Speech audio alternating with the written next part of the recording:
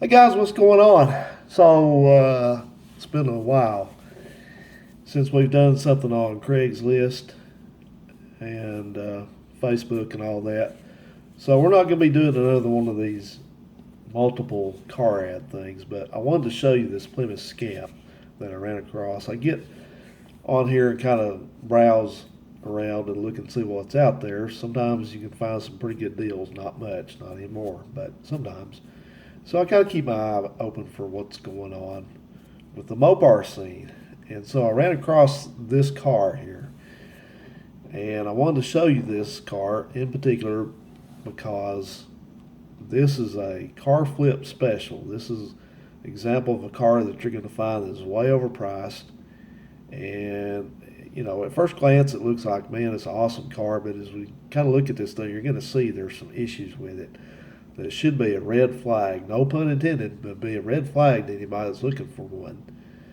Um, you know, you just, I saw a lot. I know these cars very well, very, very, very, very well. So I know what everything is supposed to look like. I know what's supposed to be there and how it looks and all that.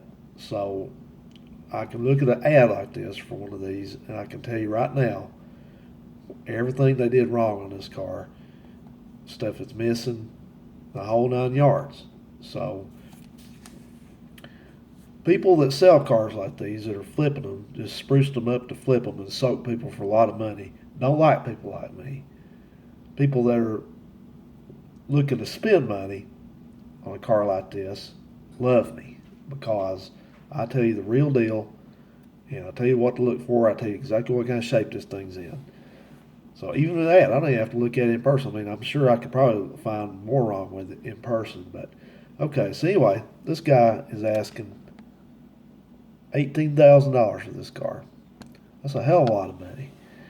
So I'm gonna blow these pictures up, and we're kind of gonna look through this. Let me back this camera up just a little here, but kind of look through this thing. We won't dwell on stuff, but kind of pointed out. At first glance, it's a nice looking car. It's well equipped. It's a 318. It's got automatic power steering, power brakes, air conditioning.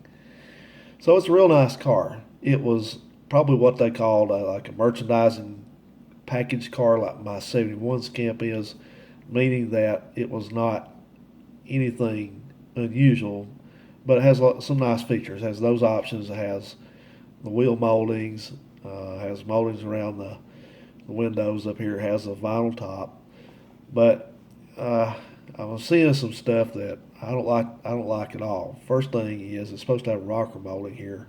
I already looked at the other side of it, and this one's missing. So anyway, that's that. The wipers are also missing. The wiper arms are missing, and it looks like they've been painted over. Probably originally had a molding up through here too, and it's not there, but that's not a big deal. A lot of people don't like the looks of those, so that's no problem there. But the one thing that jumps out at me is the color of this car. Now, it looks nice and it's attractive color. The combination is really attractive. But even though that Plymouth and Dodge they did offer red on these cars back then, that was not, believe it or not, it's not a popular color back then. Red was not a popular color for these cars. Most of them were brown, tan, green, and to a lesser extent blue. And I would be willing to wager quite a sum of money that this car was one of those. Originally, it was one of those four colors. So maybe not. It could have been originally rally red. I don't know, but uh, kind of bears some investigation if you're going to be interested in this car. It's got the chrome mirror there. That looks nice. I saw something. The pictures are kind of not the best, and of course they're what 20 foot away, just like you always do when you got a car that's not perfect. You don't get too close to it. But I saw some rust around. It looked like some bubbling around this rear wheel arch back here. And these are later than '73, these '74 up style A bodies like this with a squared off rear end. For whatever reason, they tend to rust right there, so I wouldn't be surprised if it's got some rust in it. This side it looks decent. It's got the rocker molding that's supposed to be there on the other side. It's got the one on this side. The bumpers look straight. The aerial is too short. I don't know if it's been broken off, what the deal is. But no, not bad. I don't. The hood's not sitting quite level on it. It's kind of down in the front and up in the rear back there. It kind of makes me wonder if this car is wrecked or something. They fixed it. It's got a puddle under it over here. Looks like it might be leaking something. And this car is supposed to have tinted glass. At the very least, it has a tinted windshield, and it does not appear to have a tinted windshield. It may. I'd have to look at it closer. But it is supposed to have one because you had to get that with air conditioning. So this is a little bit closer picture, and I see something. I just can't be sure of it, but right here, I think I see trouble right here in this fender arch. So,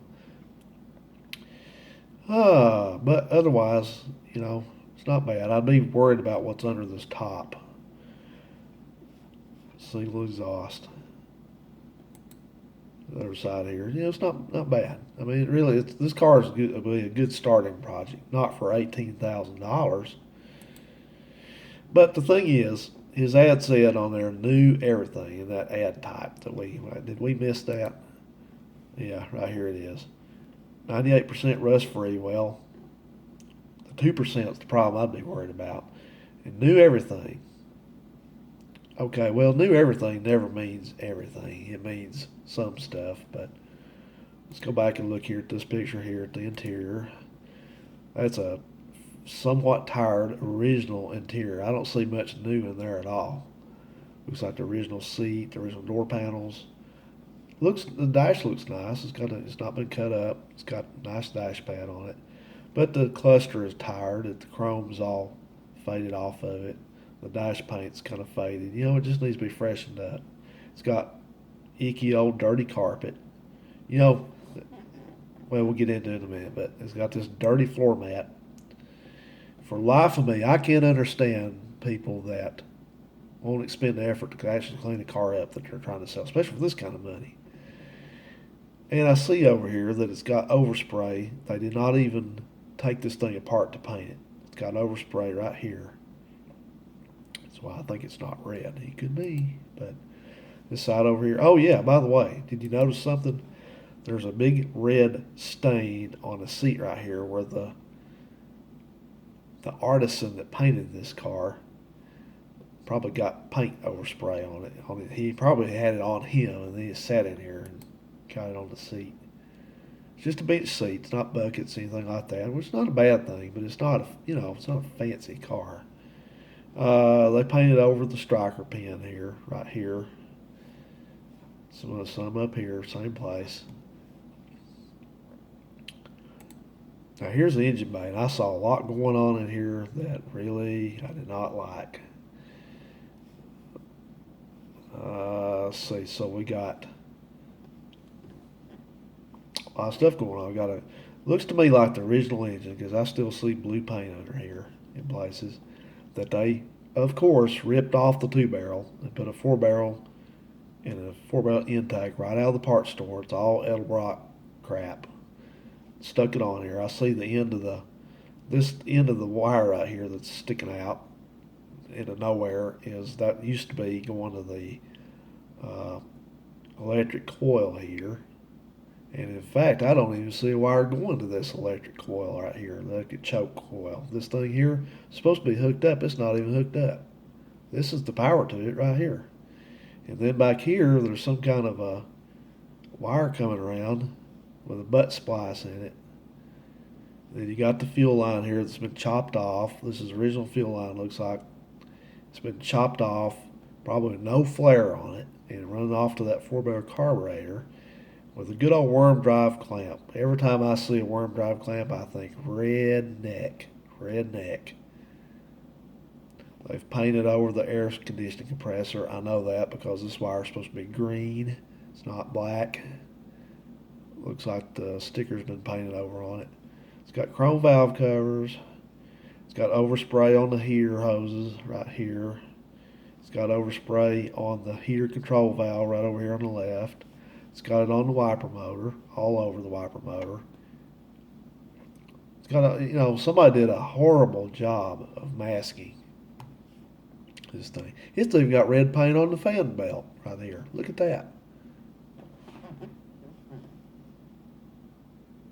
It's got red paint over on these. They got red paint everywhere. They got it on the brake lines. They got it on the wiring. They got it on the clips of the wiring.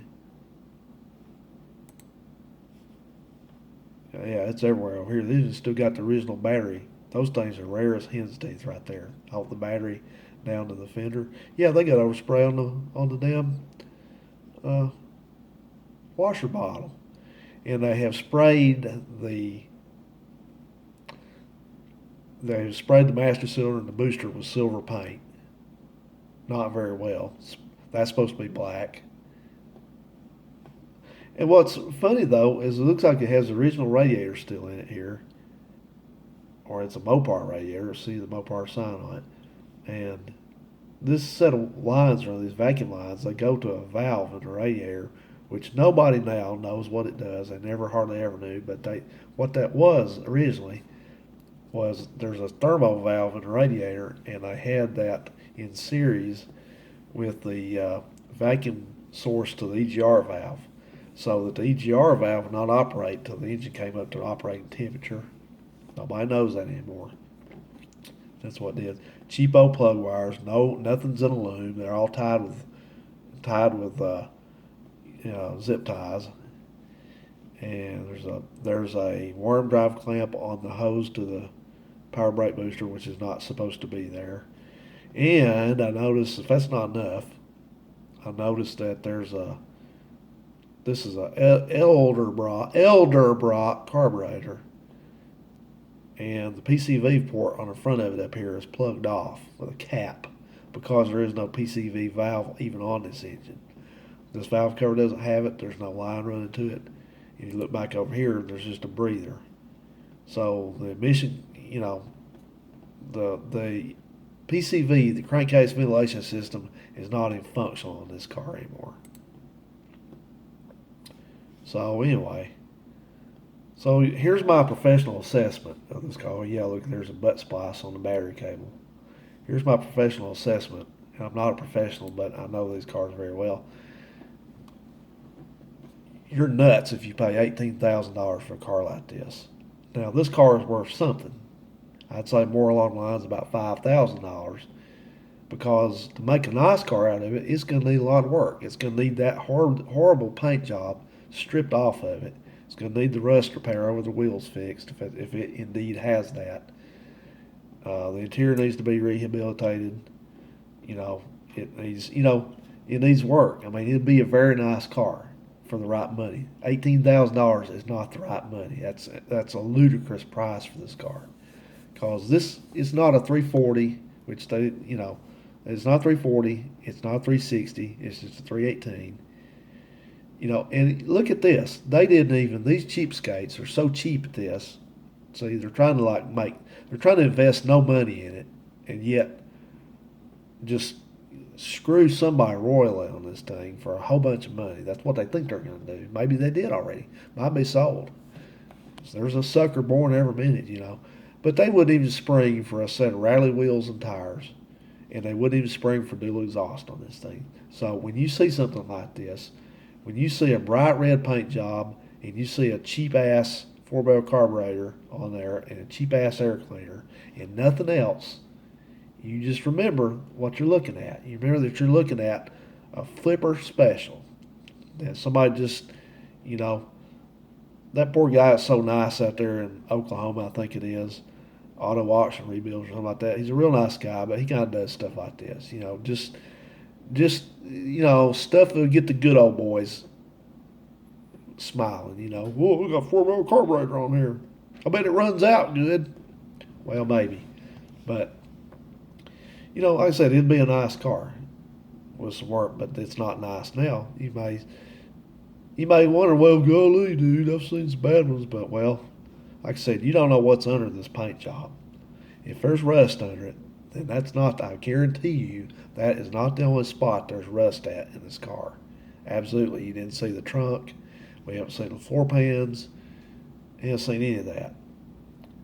And where the hell are the wipers at? You're telling me that you got a car like this and you can't find wiper arms for them? I've got a couple pairs sitting in my shed out there. This is a terrible job of fixing a car up. Just let's just say it. It's a terrible job. It's a low effort, terrible job of trying to fix an old car like this up. You did just the one thing that you could think of to do on this, and that's slap a cheap paint job on it, and you did nothing else to it. So I don't know what this new everything is. It's sure hidden from view if it's new everything, because I don't see anything new. Because you know why? Because I've pretty much replaced everything on one of these cars at one time or another, and so I know where to look for stuff that's new, and it ain't on this car. So quit lying. So anyway, if somebody wants this car, and if you like it, you got the guy's number, go for it. But I hope like hell that you're not dumb enough to pay that kind of price for this thing. So watch out for stuff like this. And the sad part is the way people's minds work these days, or they don't work, is they'll see something like this and they'll think, they'll take pictures for themselves of the car and all that crappy stuff, and they'll think, oh, this is such a beautiful car. Oh, how awesome is that? And if you saw one out there, if they looked at this car as opposed to one that's original, it's got faded paint and the top's maybe starting to peel off of it, but you can tell it's rust free and it's all there, it's all risen. They buy this one. That's what they do. That's how screwed up they are. Anyway, guys, sorry for the rant there a little bit, but you need to hear it. I mean, people, don't make dumb decisions when you buy a car.